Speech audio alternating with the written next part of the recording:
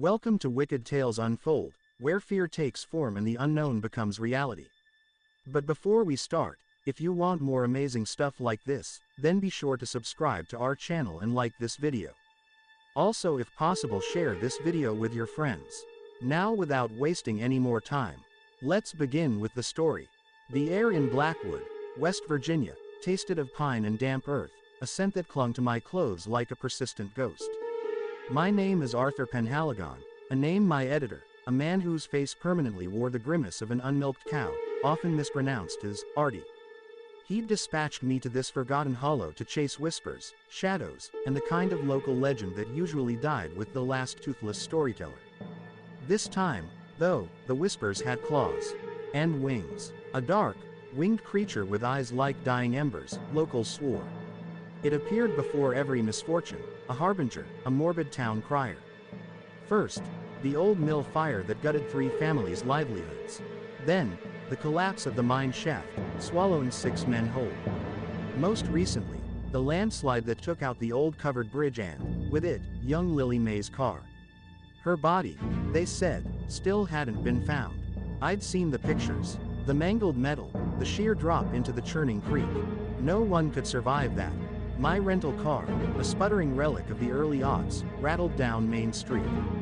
Paint peeled from storefronts. The diner, Mama June's, promised best biscuits west of the Appalachians, on a faded sign. I parked across from it, the only out-of-state plate on the block. A grizzled man, his face a roadmap of wrinkles, swept the porch of the general store, his eyes tracking me. This was Blackwood. Everyone knew everyone. And now, everyone knew me. I pushed through the diner door. The bell above chimed a mournful tune. The air inside thickened with the smell of stale coffee and fried grease. A woman with a beehive hairdo and a name tag reading, Brenda, wiped down the counter. Her gaze, sharp and assessing, landed on me. "Well, now, ain't you a new face?" she said, her voice gravelly, a smoker's rasp. "Don't get many of those round here anymore." I slid onto a red vinyl stool, the plastic cool against my jeans. Arthur Penhaligon, from the Charleston Chronicle. I pulled out my notebook, its pages pristine, ready to be filled with the town's superstitions. "I'm here about the sightings." Brenda's rag stilled, her eyes narrowed. "Sightings? What sightings you talkin' about, Sug?" "The creature," I pressed. "The one everyone's been seeing. Before the mill fire, before the mine collapse, before Lily May's accident." A low hum, a collective intake of breath, rippled through the few patrons scattered at tables. An old man, his face obscured by a newspaper, slowly lowered it. His eyes, milky with age, fixed on me. "There ain't no creature, mister," Brenda finally said, her voice flat, devoid of its earlier warmth. "Just bad luck. Happens everywhere." "Bad luck doesn't have wings and glowing red eyes," I countered, a flicker of irritation in my tone. "Come on, Brenda, people talk. I've heard the stories." She slammed the rag onto the counter. A few drops of water splattered my notebook. "People talk a lot of nonsense. You ought to know that, being a newspaper man." She turned her back, busying herself with refilling sugar caddies. The message was clear. Conversation closed. I spent the next few days knocking on doors, my reporter's charm wearing thin against the town's granite-like resistance. Every mention of the creature was met with downcast eyes, mumbled denials, or outright hostility. They didn't want to talk. They didn't want the outside world poking its nose into their tragedies. But I wasn't just an outsider, I was a journalist. And a story, especially one this bizarre, was a story. I found my first break in the town's dusty archives, a small room in the back of the dilapidated library, smelling of mildew and forgotten dreams. Mrs. Gable, the librarian, a woman whose bifocals perpetually slipped down her nose, eyed me with suspicion but granted access. I pored over old newspapers, meticulously scanning for any mention of strange occurrences, anything that might connect to the current events. And there it was, a faded clipping from 1957. "Local man claims to see winged demon before bridge collapse." The article, barely a paragraph, dismissed the man's claims as delirious ramblings. But the description, dark, leathery wings, eyes like coals. It was too similar to ignore. I felt a surge of adrenaline. This wasn't just a recent phenomenon. It was woven into the fabric of Blackwood's history. My next stop was the home of Silas Blackwood, the town's unofficial historian, a man whose family had founded the settlement generations ago. His house, a sprawling Victorian, sagged under the weight of time and neglect. Dust motes danced in the shafts of sunlight slicing through grimy windows. Silas, a stooped figure with a wispy white beard, greeted me with a weary sigh. "Another one, are you?" he rasped, his voice like rustling leaves. "Come to poke at old wounds." "I'm trying to understand, Mr. Blackwood," I said, trying to keep my voice even. "These occurrences, they seem to follow a pattern." He led me into a cluttered parlor, shelves overflowing with books, trinkets, and what looked like ancient artifacts. He gestured to a worn armchair. "Pattern, you say? The pattern of human folly, perhaps. The pattern of fate." He sat opposite me, his gaze distant. "The creature you seek, young man, it has many names. The Shadow Wing, the Watcher. Most just call it the Blackwood Bat." My pen flew across the page. "So it's real." A dry chuckle escaped his lips. "As real as the mountains that cradle this valley. As real as the fear that keeps its name from polite conversation." He leaned forward, his voice dropping to a conspiratorial whisper. "It doesn't cause the tragedies, you see. It warns. It always has. Warns." I repeated, my brow furrowing. "How? Why?" "It appears. Before. Always before. A shadow against the moon, a rustle in the trees. Some feel a chill, others, a sense of dread. It's a message, a cry in the dark. But we stopped listening." He sighed, a profound sadness etched on his face. "We grew too busy, too clever. We dismissed it as hallucination, as folklore. And then, the tragedies came. So, the mill fire, the mine collapse, Lily May's accident, they could have been prevented. The implications hit me like a physical blow. Perhaps, if we'd understood, if we'd paid attention." He picked up a small, smooth river stone from a nearby table, turning it over and over in his gnarled fingers. "My great-grandfather," he claimed to have seen it before the Great Flood of '03. "Warned the town. They mocked him. The flood took half the town, including his own sister." His voice cracked. "He never forgave himself. Has anyone ever interacted with it?" I asked, my heart hammering against my ribs. "Tried to understand its warnings. A few. Always the outcasts, the dreamers. Never the ones in power." He looked at me, a strange glint in his eye. "You're an outsider, Mr. Penhaligon. You might be the first in a long time who's truly looking." That night, I couldn't sleep. Silas's words echoed in my mind. A warning, not a curse. The distinction was vital. It changed everything. I wasn't chasing a monster, I was chasing a desperate plea. I decided to stake out the areas where the creature had last been seen. The old covered bridge, now a twisted skeletal remains. The abandoned mill. The mine entrance, now sealed with concrete. I spent hours in the chill night air, my camera ready, my senses on high alert. Nothing. Just the hoot of an owl, the rustle of leaves, the distant whine of a coyote. Frustration gnawed at me. I was running out of time, running out of leads. My editor would be hounding me soon, demanding a story, not a wild goose chase. One evening, I found myself back at Mama June's, nursing a lukewarm coffee.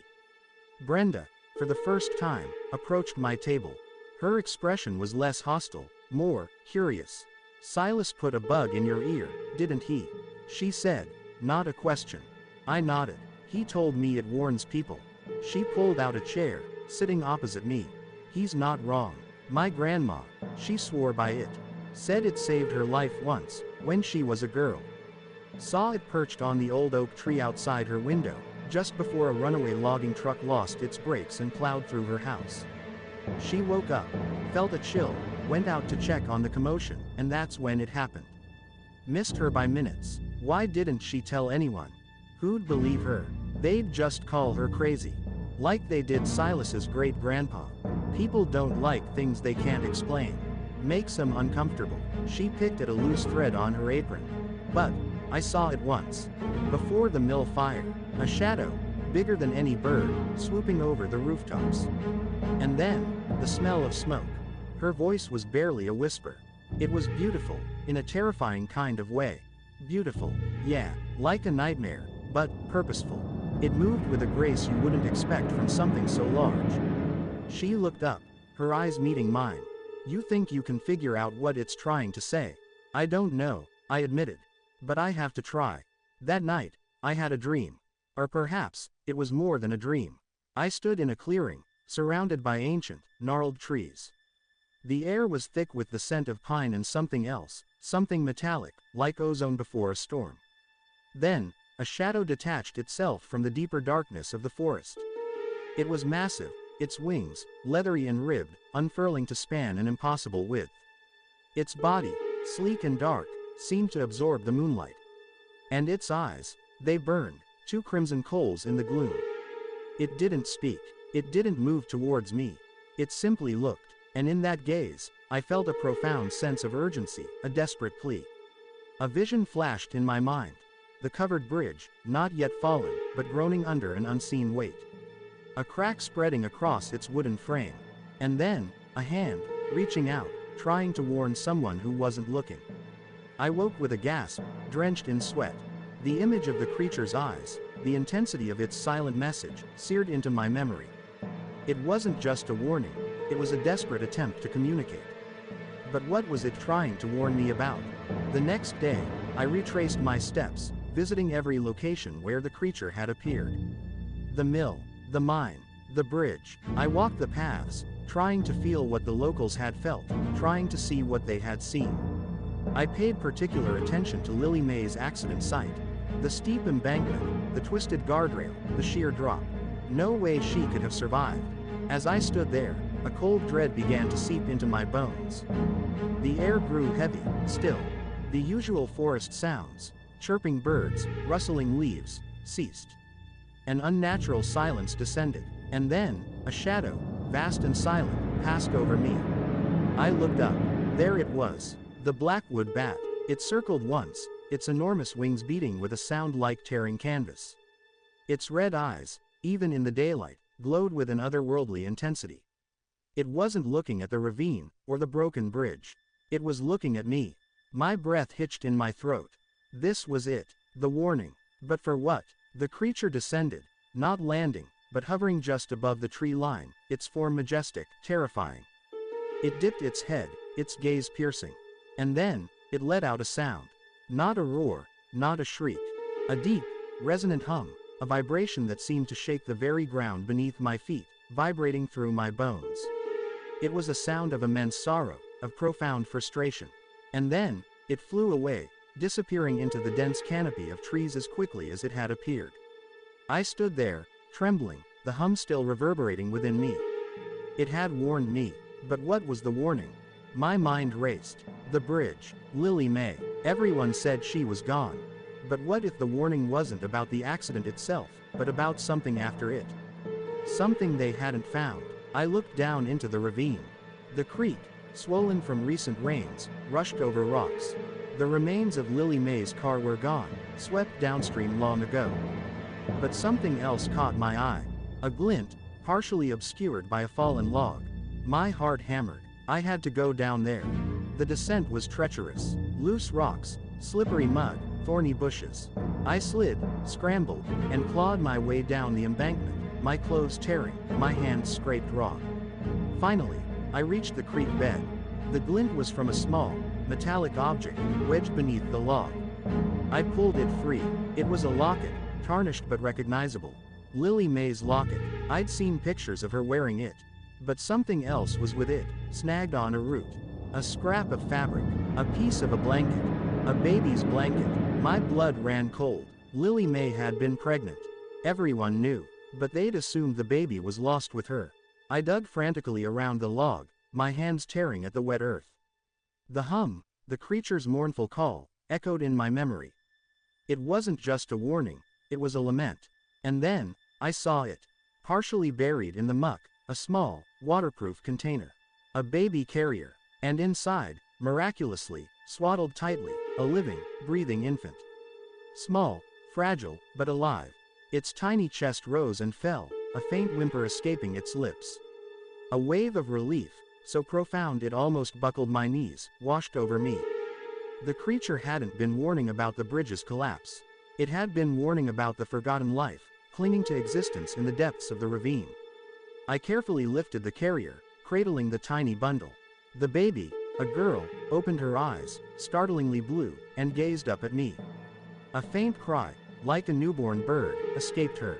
I climbed back up the embankment, the baby nestled securely against my chest, her warmth a fragile anchor in the cold air. The ascent was even harder, but adrenaline fueled my every move. When I reached the top, my legs trembling, I saw her. The Blackwood bat, it perched on a distant tree, its red eyes fixed on me, no longer burning with urgency, but with a quiet, watchful intensity. It had waited, it had known. I rushed back to town, the baby clutched close. I burst into Mama June's, the bell above the door jingling wildly. Brenda looked up, her eyes widening at the sight of me, muddy and disheveled, holding a baby. "Arthur, what in God's name?" "It's Lily May's baby," I gasped, my voice hoarse. "She's alive." The creature, it led me to her. A stunned silence fell over the diner. The old man's newspaper dropped to the floor. Brenda stared, her mouth agape. "Alive," she whispered. "But, how?" I explained, my words tumbling out in a rush, about the locket, the blanket, the waterproof carrier, the creature's hum, its gaze. Brenda, ever practical, sprang into action. "Give her to me, you fool. She needs a doctor, a warm bottle." She took the baby gently, her touch surprisingly tender. Word spread like wildfire through Blackwood. The baby, a miracle.